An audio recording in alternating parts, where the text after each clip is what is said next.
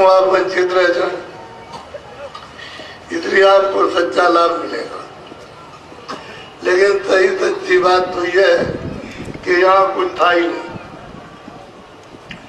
न ये जमीन थी न आसमान था,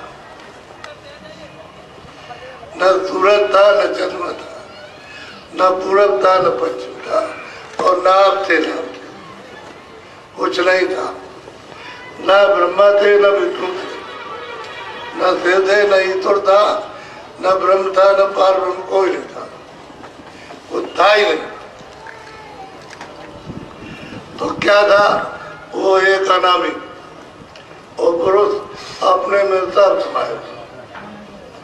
तो महासागर, अगय सागर है जिसको न लिखने में आ सकता है न कहने में है, वो अकेला था। जब कुछ नहीं था यहाँ तो और बातें तो छोड़ दीजिए कि वेद है, पुराण है, ये हिंदू है, मुसलमान है, तो ये जब आदमी नहीं था तो यानी पृथ्वी नहीं रहेगी, आत्मा नहीं रहेगा तो सही सच्ची बात तो ये है कि उसकी मौज हुई, उसकी इच्छा हुई कि हम अपने से अलग एक विस्तार करें। अब वो तो सर्वसम्मत अब भी है और पहले भी था, आगे भी रहेगा, तो सब कुछ कर सकते हो, तो मालिक और सबके स्वामी।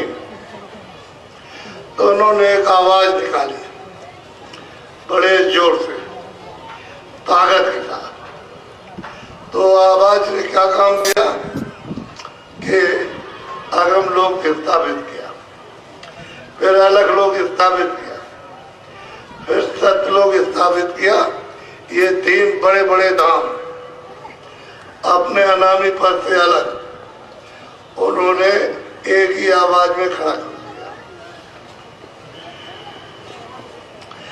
और उनमें अपना एक रूप वहां बैठा दिया, एक अगम पुरुष में, एक मतलब एक अलग लोग में, एक सत्य। और वहां जीवात्माएं उस सागर में खचाखच सब रोही को खेले भरी हुई। अब ये कितने युग, कितने कल ये बीत गए, कागज में गिनती नहीं।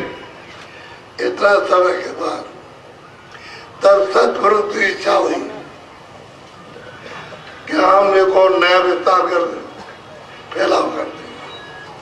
तो सतपुरुष ने अपनी आवाज अपने धाम से जोर से आवाज लगाई, निकाली, और वो आवाज चली अनंतों ब्रह्मांड, अनंतों लोगों को निर्माण करती हुई एक ही आवाज और करती हुई, और वो सीधी यहाँ तक चली आई। ये सारा खाका जमीन आसमान का जो देखता है सब खड़ा कर दिया, एक आवाज पर, एक ही साउंड पर, एक ही बोली पर जब खड़ा कर दिया तो ये सब मसाला वहीं से आया। तो उन्होंने वहां बच्चों से कहा कि हमने ये सब नक्शा बना दिया है और तुम जरा नीचे जाओ, देखो जाकर। तो वहां तो सब उन्हीं के बच्चे, 16 बच्चों से कहा कि तुम 16 जाओ नीचे देखो जाकर के क्या चीज है, हम तुमको अपनी आवाज पर उतारेंगे। तो आवाज की डोरी डाली और उसी पर 16 बच्चों को निकाल दिया, उतार दिया। 16 कांटे लगा दी, 16 वही कांटों के अफसान है, और उतार दिया उन्होंने।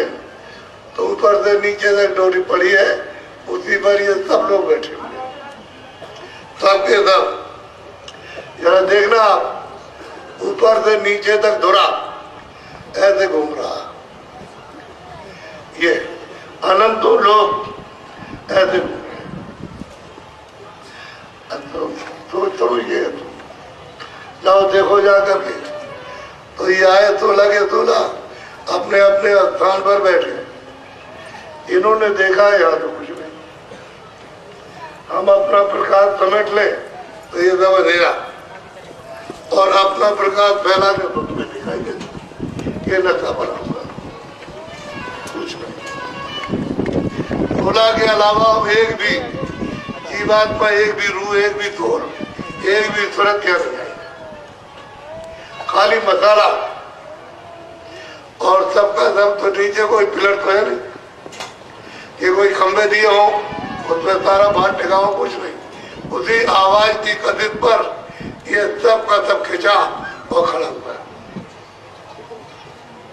उसी की आवाज। और वो आवाज वहां से बंद कर ले तो एक पलक में सब खत्म। ना ये जमीन रहेगी, ना ये आसमान रहेगा, ना कोई लोक रहेगा, ना कोई लोक रहेगा, सब खत्म। अब ये राज और रहस्य उन फकीरों, उन महापुरुषों से मिलेगा जो ऊपर आते जाते हैं। और इसको विद्यावान कुछ नहीं जानते, बुद्धि की विद्या है ये कुछ नहीं, वो वहां जा नहीं सकती। वो तो जीवात्मा का चेतन राज है। तो वो जब जाए ऊपर में तब तो पता लगे ऊपर, तो जाने का कोई प्रश्न नहीं।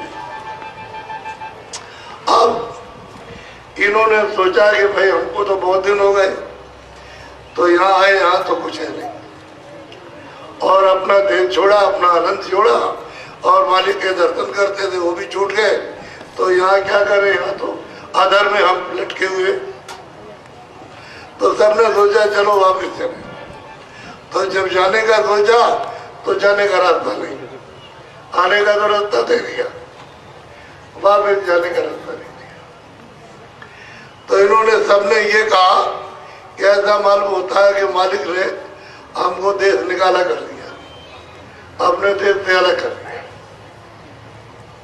अब ये क्या करें। तो वो तो मालिक है, वो तो सबका स्वामी है। तो अपने अपने स्थान पर ये सबके सब 16 के 16 उसकी आराधना करते लगे, अखंड ध्यान करने लगे, उसी डोरी पर बैठ करके। और ध्यान करते करते इतने युग और कल्प बीत गए कि पृथ्वी को कागज बना के लिखिए तो नहीं, पूरा नहीं पड़ेगा, इतना समय नहीं था। तो हमारे सत्पुरुष प्रसन्न हो गए, उनसे कहा कि मैं तुम्हारी आराधना से, ध्यान से, सेवा से प्रसन्न हो गया हूँ। अब मैं तुमको ये कहता हूँ कि तुम अपने मुंह से हमसे जो मांगो वही दे दें। तो बहुत खुश हुए कि मालिक ने मतलब खुश होकर के हमसे कहा जो मांगो हम दे देंगे। तो उन्होंने जल्दबाजी में कहा कि हमको छोटा सा रात दे। तो फौरन मालिक ने कह दिया कि वो मत तुमको दिया।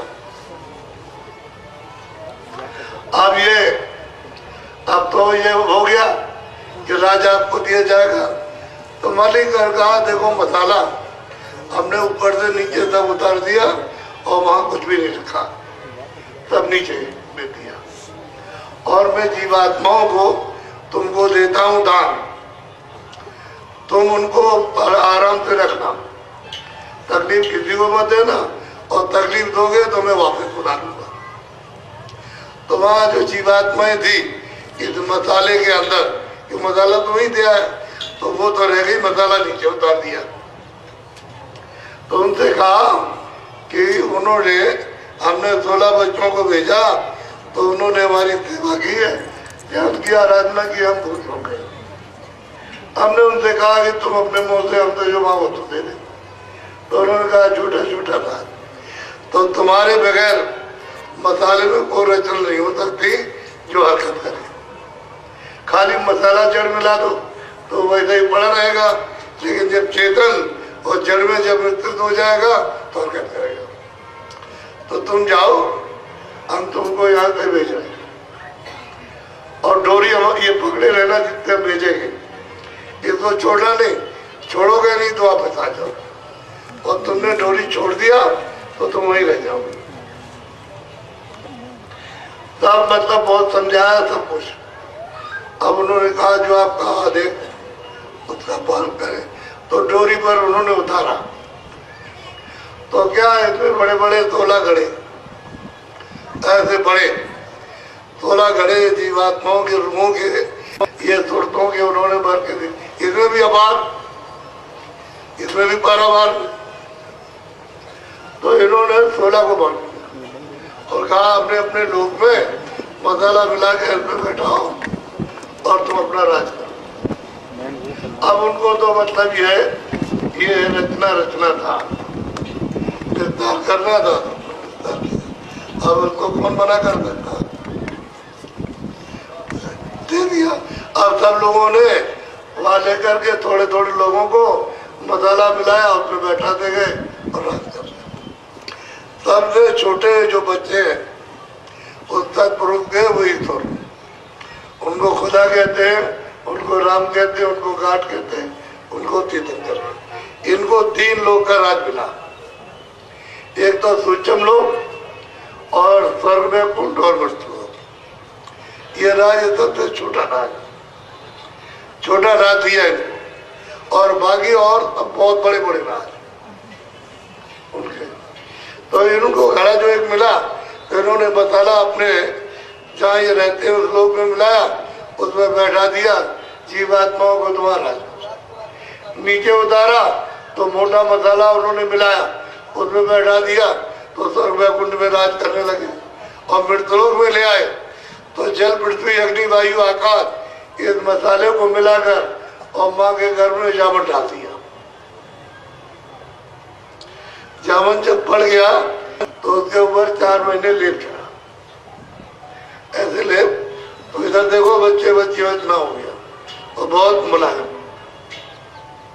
ऐसे दबाइए तो ऐसे दब जाएगा। जब 5वां महीने लगने को हुआ तो जीवात्मा को लाकर इधर देखो, ये यहाँ दोनों आंखों के बीचों बीच और शरीर के नाके पर इसको जीवात्मा तुरंत को बैठा दिया। उसकी तेज रोशनी थे, तेज धारा थी, 2 आंख के दुराग, 2 नाक, 2 कान की, एक मुंह का, एक गुदा का और इंद्री का, ये दरोसी उसी की तेज उस धार से दरवाज बन गए। फिर इस पर लेप चढ़ा तो मतलब ये 5वें महीने, 6वें महीने, 7वें महीने, 8वें महीने में पक गया, घड़ा पक गया माँ के गर्भ में। जो अंतिम जो है उसको महीना हुआ तो जब हजम नहीं हुआ तो उसमें ताकत बन गई और जोर से तान बच्चे को बाहर। तो उस समय पर कौन सा समय था? सतयुग। तुम्हारी आंख खुली थी, तुम्हारे कान खुले थे, तुम्हारी नाक खुली थी, सब तुम देखते थे, सब तुम सुनते थे। डोरी पकड़ के चढ़ गए तो ऊपर सबके दर्शन करते चले जा रहे। 16 का दर्शन किया और सत्यदेव में पहुंचे, लौट के आ गए। तो सतयुगी जोगी तप विज्ञानी और कर हरि ध्यान तरह भव प्राणी, सब के सब इस भवसागर रूपी संसार से सब जीव, सब सुरते, सब रूहे, सब के सब पार अपने परम पद में। रास्ता उन्होंने कहा था कि तुम डोरी मत छोड़ना, इसको पकड़े रहना, तुम्हारे आती जाती रहोगी, और डोरी छोड़िए तो तुम वही रह जाओ। तो थोड़ी थोड़ी खेप करके आपको इस मनुष्य शरीर में लाए और जैसे ही जल हुआ तो आँख खुली, तीसरी आँख, तीसरा कान, तीसरी नाक। आँख से देख रहे हो, कान से सुन रहे हो और तब ऊपर डोरी पकड़ के चढ़ते चले जा रहे। जितना समय तुमको मनुष्य शरीर में सांसों की पूंजी का दिया था, उतना समय जब आप आते और जाते हो, जब समय पूरा हुआ और चले गए अपने धाम में, अपने लिए फिर लौट के कभी नहीं आना। निकल गए हाथ, तो 1 खेप गई, 2 गई, लाख गई, करोड़ गई, 10 करोड़ गई, अरब गई, इतनी खेपें मनुष्य शरीर में लाकर जीवात्माओं की तब और जो चली गई लौट करके आई। तो ईश्वर को ये चिंता हुई कि ये ऐसे ही सब चले गए, लौट करके तो आए नहीं और चले गए, तो फिर ये सब चले जाएंगे तो हम राज किस पर करेंगे। ये बड़ी चिंता, बड़ी फिक्र हुई। अब क्या किया जाए? तो इन्होंने सोचा कि अब जो गए तो गए, अब तो लौट के आ नहीं सकते, अब ये जो बाकी रह गए इनको रोका जाए। तो आपके रोकने का इंतजाम अब होगा। पहले मेरी देखो आप ध्यान से, ये जीवात्मा बैठी देखो इधर, आप सब देखो, सबको आपको जानकारी दे। ये जितने भी है, ये दो आंख तो शरीर में, और ये जीवात्मा बैठी है, ये रूह, ये तुरंत बैठी है, उसमें एक आंख, एक आंख, उसको तीसरी आंख, तीसरा नेत्र, दिव्य नेत्र, क्या ये दो कान है शरीर में, ये जीवात्मा बैठी उसमें एक कान, तो एक और दो तीन हो गए, तीन आंख हो गई, तीन कान हो गए, और इधर ये जीवात्मा बैठी तुरंत, तो इसमें एक नाक और शरीर में दो नाक। मोटी बात को समझ लो, तो जब दोनों आंख, दोनों कान, दोनों नाक खराब हो जाए तो आप डॉक्टर के पास दौड़ के जाते हैं कि जा देख लीजिए हमारी आंख खराब हो गई और दया कर लीजिए और दवा दे दीजिए और हमको दिखाई देने लगे, हमको कानों से सुनाई दे तो हम ठीक से सूंघने लगे। लेकिन ये तो आप डॉक्टर के पास गए, पर जो तीसरी आंख खराब हो गई, तीसरा कान खराब हो गया, तीसरी नाक, उसके लिए किसी डॉक्टर की खोज किया? अरे किसी के पास गए जो इसकी दवा जिसके पास, वहां नहीं। गलती तो आप कर बैठे। अब उन्होंने सोचा कि इनको रोका जाए, जो बाकी अर्जुन को मनुष्य शरीर में भेजेंगे, ये अगर ये भी निकल गए तो फिर हम रह गए, हम कोई तपस्या, आराधना, ध्यान करें कितने युगों तक, मालिक खुद न हो खुद और दे न दे, तब हम क्या करेंगे? तो उन्होंने आपके रोकने का इंतजाम आप करेंगे। अभी तक किसी को नहीं रोका, कोई चौकी नहीं, कोई पैरा नहीं, किसी भी लोक में, किसी भी देश में, किसी भी ब्रह्मांड में कोई चौकी नहीं, कोई पर्दा नहीं, कोई रोक टोक नहीं, कोई सिपाही नहीं। आग जलम जात थी, जैसे ही आप बाहर आए आग खुली थी, वैसे तो गर्भ में भी आप देख रहे थे और सुन रहे थे, और जैसे ही जन्म लिया वैसे आप तो आप देखने लगे। ब्रह्मा का, विष्णु का, देव का, आद्या शक्ति का और राम का और ब्रह्म का और सबका दर्शन करते जा रहे, सब लोगों को देखते जा रहे हो और अपने धाम में, अपने अमर लोक में गए। आग खुली थी उस समय, सतयुग जोगी सब विज्ञानी।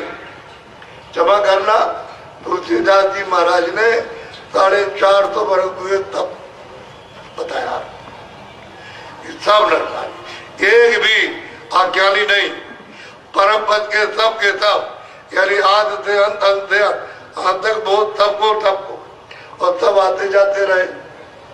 अब उन्होंने क्या किया कि ईश्वर ने, खुदा ने ब्रह्मा विष्णु महादेव से कहा, तीन तुम अपने हाथ में जीवात्मा को भेजो मनुष्य शरीर, और वो ये कहे तुरंत कि मैं ब्रह्मा का अवतार हूँ, मैं विष्णु का अवतार। तो तीन को भेजा, क्रम जन्म लेने का यही दूसरा और कोई नहीं। बस जैसे ही उनका जन्म हुआ, उन्होंने फौरन कहा कि मैं ब्रह्मा का अवतार हूँ, मैं विष्णु का अवतार। अरे कहले ठहर जाओ, अवतार वाली बात तो बाद में रही, वो मैदान है, वहां जाओ, तीनों समाधि लगाओ। थोड़ा सा अगर रुक जाए तो ये भी निकल जाए ऊपर। ये सिर्फ बताने में रुक गए कि मैं ब्रह्मा का, मैं विष्णु का, मैं देव का अवतार। भाई इतनी देर लग गई, और अगर इतनी देर में वो न पूछे तो ये भी चले जाए। अब ये रुक गए तो आदेश पा करके वहां चले गए मैदान, और सबके सब समाधि लगाने लगे। 50,000 वर्ष तक समाधि लगाई। वो दो को तो कुछ नहीं मिला, विष्णु को, शिव जी को कुछ मिला ही नहीं। समाधि एक ही थी, एक ही रास्ता था, लेकिन कुछ मिला नहीं। ब्रह्मा को थोड़ा सा मिला। क्या मिला? कि उनको आवाज सुनाई थी। तो उन्होंने पूछा, भाई तुम हमारी आवाज को सुनते हो? क्या आपको सुनते? तो हम जो बोलते हैं तुम्हारी समझ में आता, कहले पूरा समझ में आता, तो कह लगे हम जो बोले वो लिख दो।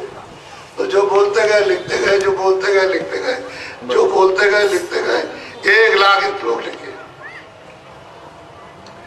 एक से एक नहीं, तो लिख दिया।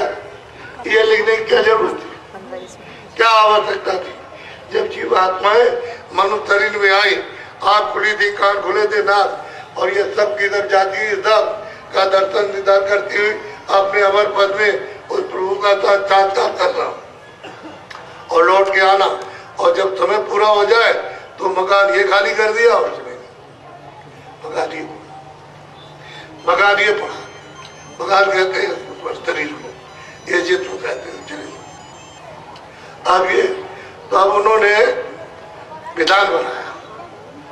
जब वो तैयार हो गया तो उन्होंने शुरू किया, ब्रह्मा विष्णु महादेव ने, कि मृतलोक का विधान बन गया और सबको इसके तहत इसके अनुकूल जो है काम करना होगा। जो इसकी खिलाफत करेगा उसको सजा दी जाएगी,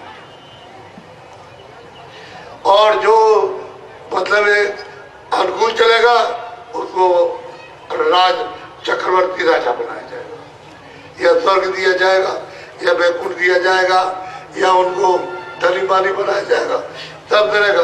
और जो गलती करेगा तो मैं 4 खाने बनाऊंगा, इसी के साथ साथ 4 खाने ये पशु पंछी जल के जीवों की, फिर उसमें बंद करके मैं अपने मृतलोक का जो कर्जा तुम ला दोगे उसको वसूल करूंगा, और मैं इसके बाद नरक बनाऊंगा।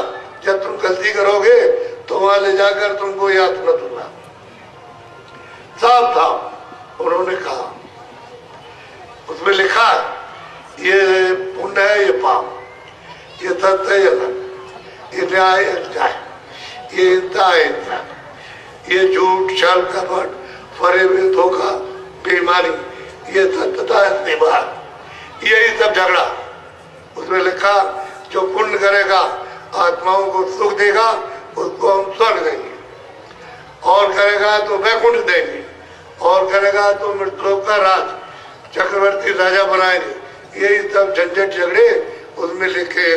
पहले तो जब आए थे तो कोई कर्म नहीं था, न पाप था, न पुण्य था, न अच्छा था, न बुरा था, न न्याय था, न न्याय, न हिंसा थी, न हिंसा नहीं। सीधे गए, रोज आ रहे, रोज आ रहे, जब जिस वक्त इच्छा हो चले जाओ, एक मिनट भी नहीं लगता हुआ तक पहुंच गए, फिर आगे फिर चले। ये छिन आओ और छिन जाओ, और समय पूरा हुआ तो शरीर छोड़ दिया और चले। आपने कहा आपको ये सब बोलूंगा, किसी ने बताया नहीं, ना कोई बता सकता। जो वहां जाएगा और वहां से आएगा वो तो बताएगा, लेकिन जो जाता था नहीं उसे क्या बोल, उसे कुछ नहीं। तो आप, उन्होंने कहा देखो वैसे आपका विधान लागू नहीं करेंगे मित्रों का। 10,000 बरस तक सारे संसार में सुनाए गए कि मृतलोक का विधान बन गया, उसमें ये पाप है, पुण्य, अच्छा है, बुरा, न्याय, अन्याय, ये सब पूरा झगड़ा, ये सब उसमें लिखा और कुछ नहीं। और मैं हूं काल, मैं हूं सबका काल, मेरी दोस्ती और दुश्मनी किसी से नहीं, चाहे कोई भी हो। मैं तो शुभ अशुभ कर्म का फल दूंगा, जो तुम करोगे उसका मैं फल दूंगा। मैं तुम्हारा दोस्त दुश्मन नहीं, मैं वो काल। अब आपको ये काया दी है, ये था कहा शरीर हमारा, कहता हमारा, तुम्हारा नहीं है, और ये सामान दिया है इसके इस्तेमाल के लिए, तो हमारा। तुम इस सामान से इसकी पट्टी कब तक करो, ये जीवात्मा को जगाओ, और जगा करके वापस अपने घर पहुंचाओ, अपने प्रभु के पास। हम तुमको रोकेंगे नहीं, लेकिन मेरे देश का जो पाप पुण्य, अच्छा बुरा, न्याय अन्याय, और सत्य असत, और हिंसा हिंसा, जो कुछ भी करोगे उसका आपको यहाँ देना। ये कर्जा यहाँ पे ब्याज की, अच्छा भी पे ब्याज के और पाप भी पे ब्याज के, दोनों को यहाँ देना। इससे छुटकारा नहीं। आप जाओ हम मना थोड़ी करते, हम तो आपको आज़ादी दें। क्यों? मालिक ने कहा है कि अगर तुमने इनको तकलीफ दी तो मैं इन सबको वापस ले जाऊंगा। मैं क्यों तकलीफ दूंगा? मैं इनको पूरा अधिकार दूंगा, पूरा का पूरा। ये जो चाहे तो करें। 10,000 बरस तक मैं प्रचार करूंगा ये विधान का। मृतलोक में